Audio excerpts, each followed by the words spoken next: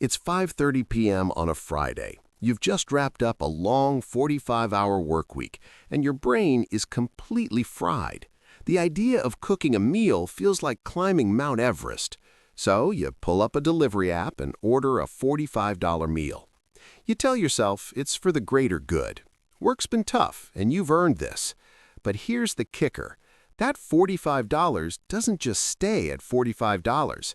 By the time you're done buying chargers, cases, and accessories to match your shiny new purchase, your $1,200 phone has somehow turned into a $1,600 splurge. This isn't a random story. It's a psychological trap that's cost more fortunes than the stock market ever could. Let me introduce you to the Ditto Effect. Chapter 1. The Ditto Effect. How one upgrade triggers a chain reaction. Now, you might be thinking, this is just an isolated case, right? I'm not the only one who spends a little extra here and there. But the reality is, what you're experiencing is called the Ditto Effect, a psychological spiral where buying one new item demands that you upgrade everything else around it. The Ditto Effect doesn't stop with your phone. It doesn't stop with your charger, case, or headphones. It's never just one thing. Each purchase creates a ripple that forces you to make more purchases to maintain consistency in your lifestyle, to match your new identity, or simply because the new item demands it. Take, for example, Denis Diderot, a philosopher from the 18th century who coined the essence of this phenomenon. Diderot was once living a modest life, content with what he had. But when he sold his library for a large sum of money, he treated himself to a luxurious scarlet dressing gown. When he looked in the mirror, his old worn desk didn't match the elegance of his new robe, so he bought a new desk. Then the desk didn't match the old rug. The rug didn't fit the new desk. And one by one, everything else in his home, his curtains, his chair, his paintings, were replaced to match the robe. What started as a simple upgrade spiraled into a complete overhaul of everything around him. The result? He went broke. Diderot's experience wasn't just about acquiring things. It was about the need to match everything to his new status. He became a slave to the scarlet robe. And this is exactly what happens when you let the Ditto Effect take over your decisions. Chapter 2. The Ditto Effect in Modern Life, Fitness, Status, and Identity. Now, let's look at how the Ditto Effect operates in today's world and why it's even more dangerous today than it was in Diderot's time. Take fitness as an example. You decide to get in shape and buy a Peloton bike for $1,500. The purchase feels like a big, responsible decision. You're investing in your health. But when the bike arrives, something happens. You can't imagine riding it in your old baggy cotton t-shirt and high school gym shorts. You don't feel like a real cyclist. So you buy specialized cycling shoes for $150. Then you buy compression shorts for $80 and a branded tank top for $50. Suddenly, your bike, which was supposed to be a one-time investment in your health, has turned into an entire fitness identity. You're not just buying a bike, you've bought a new version of yourself. And it doesn't stop there. The bike now looks out of place in your living room, which is cluttered and unorganized. So you buy a yoga mat, dumbbells, maybe even a new smart TV to cast workouts. Now you've built a complete fitness space, all because you upgraded one item. You didn't just spend $1,500, you've bought an entirely new identity, and that identity demands more spending. This is the Ditto Effect in full force. It doesn't just happen with Peloton bikes or fitness gear. It happens with luxury cars, designer handbags, and even home appliances. When you purchase a high-status item, you don't just want the item, you want everything in your life to reflect that status. And suddenly, everything feels inadequate unless it matches the new standard you've set. Chapter 3. Breaking the Chain. How to stop the Ditto effect before it takes over. The first step to breaking free from the Ditto effect is understanding that the spiral never stops unless you put a stop to it. And this is where things get real, because once you recognize the pattern, it's up to you to break it. Here's how. Step 1. Predict the chain reaction.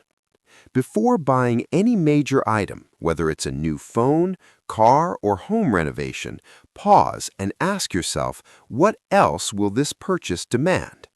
For example, buying a $500 PS5 might seem harmless, but does that purchase require a $1,500 4K TV to properly experience the graphics? A second controller? A PlayStation Plus subscription for online access? This is the system cost, the hidden expenses that come with upgrading.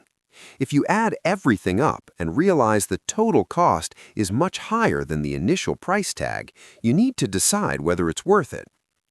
Step 2. The buy one, give one rule.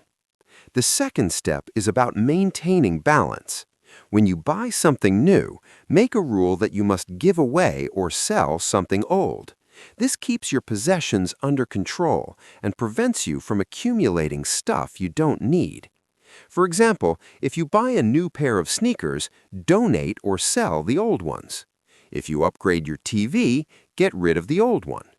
This prevents you from creating a shrine of possessions that you're just trying to match with each new purchase.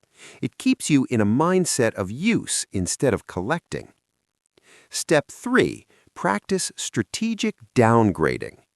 This one might sound drastic, but sometimes the only way to reset your baseline is by deliberately downgrading certain parts of your life.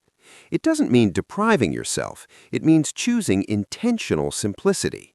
For example, drive a slightly older car than you can afford. Wear a simple, functional watch instead of a luxury brand. Avoid buying flashy items just for the sake of appearance. By lowering your status symbols, you make everything else in your life easier. There's less pressure to upgrade other things to match a new standard. The goal is to create a low-maintenance identity where you don't feel the need to always keep up with the Joneses. Step 4.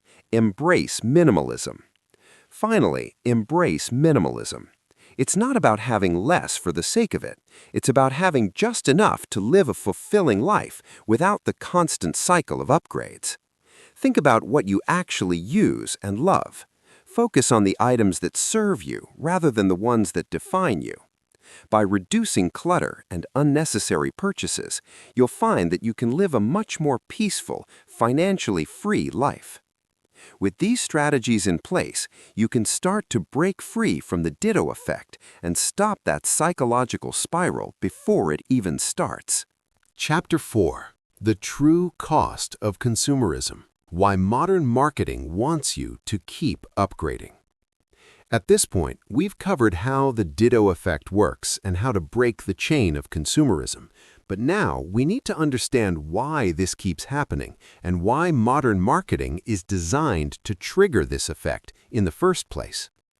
The system is built around one key idea. The more you spend, the more the economy thrives. This isn't by accident. Modern marketing, especially in the age of social media, has been weaponized with one goal in mind: to get you to keep upgrading, to keep buying, even if it's not in your best interest. How marketing targets your identity. Marketing works by linking products to identity. It doesn't just sell you a pair of shoes or a phone, it sells you the version of yourself that comes with those things. When you buy a luxury car, for example, you're not just purchasing a car, you're purchasing the identity of someone who drives a luxury vehicle. You're told that a Porsche isn't just a car, it's a lifestyle. You're reminded that your current vehicle doesn't fit into this vision of yourself, so you feel the pressure to upgrade everything else around it to match this new image of yourself. And that's how the spiral begins. The pressure to keep up. The most powerful tool in modern marketing is social proof. We see others buying, posting, and upgrading their lives online. It's inescapable. Influencers flaunt their new gadgets, designer clothes, and luxury vacations, creating the illusion that this is what success looks like. You can feel it, right? That temptation to keep up, that urge to buy, to own, to upgrade, to be part of that world. What's dangerous about this is you're not just competing with others, you're competing with an idealized version of yourself, a version that isn't real but feels like it could be if you just bought the right items. Marketing doesn't just sell products, it sells the dream of who you could be if you upgraded your life. And that's dangerous, because the constant need to upgrade becomes an endless chase. The emotional traps that keep you spinning. The Ditto Effect is so effective because it works on an emotional level. New items make us feel better about ourselves, at least temporarily. The new, the shiny, the luxurious feels like it brings us closer to who we think we should be. The problem is that this chase never ends.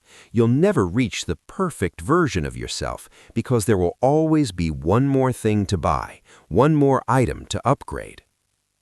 How the economy relies on this endless cycle of consumption.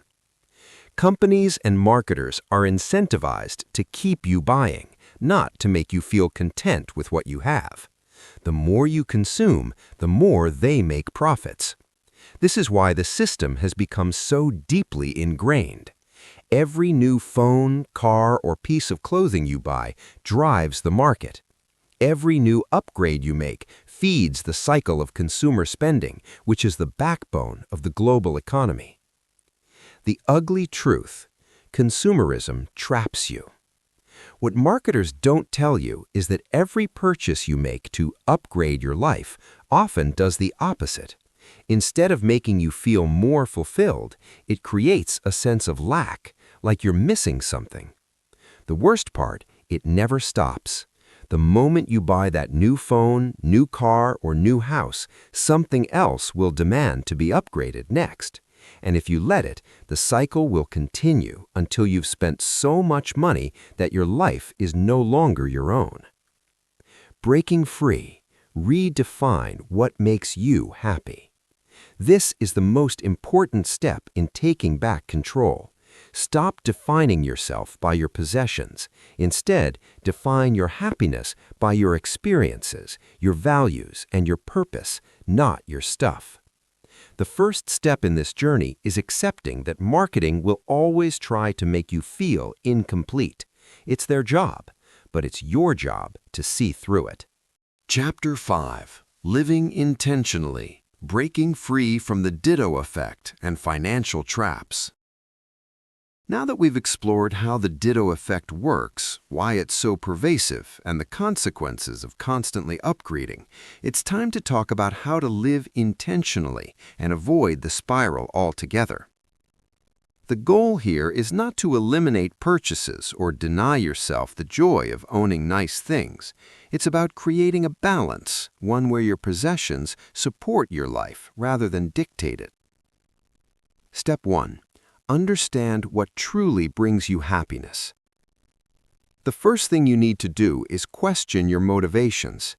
Are you buying things because you genuinely need them, or are you buying them because you feel like they'll make you more successful or more desirable? Do you feel happier when you upgrade your car, or is the temporary excitement of that new purchase just a quick fix to fill an emotional gap? When you start to think critically about what really brings you joy, you'll realize that material possessions often only offer short-lived satisfaction. Step 2. Set clear goals and values. The next step is aligning your purchases with your personal goals and values. Instead of upgrading everything to match a lifestyle, ask yourself, what do I truly want from life? For example, if your goal is to be financially independent, then saving and investing should be your primary focus, not upgrading your wardrobe or buying the latest tech gadgets. If your goal is to enjoy meaningful experiences, you might prioritize travel, hobbies, or spending time with family instead of acquiring things to impress others. When you know your values and what you're working toward, it becomes much easier to resist the pull of consumerism. Step 4. Practice minimalism with purpose. Minimalism doesn't mean giving up everything you own. It's about owning only what truly adds value to your life. Ask yourself, does this item bring me joy or utility? Do I already have something that serves the same purpose? Would I be happier without it or with something simpler? When you focus on quality over quantity, you can keep your life and your possessions streamlined and purposeful. Step 5. Build financial firewalls. Now, let's get real. You need to set financial boundaries to protect yourself from the spiral. Here are a few practical steps. Create a wants fund. Set aside a small amount of money each month for non-essential purchases. Once it's gone, that's it. You can't keep spending just because you feel like it. Avoid impulse buying. When you feel the urge to buy something on a whim, pause. Give yourself 24 hours to think about it. Often the urge fades and you realize you don't really need it. Set savings goals. Focus on building your emergency fund, investing, and contributing to long-term goals rather than chasing short-term purchases. Finally, be mindful of your identity. Finally, the biggest shift you can make is in how you define yourself. As we discussed, the Ditto Effect thrives on identity. When you upgrade your possessions, you're trying to upgrade your self-image. But what if you stopped letting your possessions define you at all? Instead of associating your worth with what you own, ask yourself, what kind of person do I want to be? What legacy do I want to leave? What real experiences do I want to have? Once you start focusing on your identity and your experiences rather than your stuff, you'll feel less pressure to keep upgrading. Conclusion: living beyond the upgrade. In the end, breaking free from the Ditto Effect is about making intentional choices with your money and your life. It's about owning your decisions and living with purpose, not letting society or marketers tell you that you need more to be happy. By understanding the math behind consumerism, aligning your spending with your values, and setting financial boundaries, you can live a life of freedom, not debt. You don't need to upgrade to live your best life. You just need to focus on what really matters.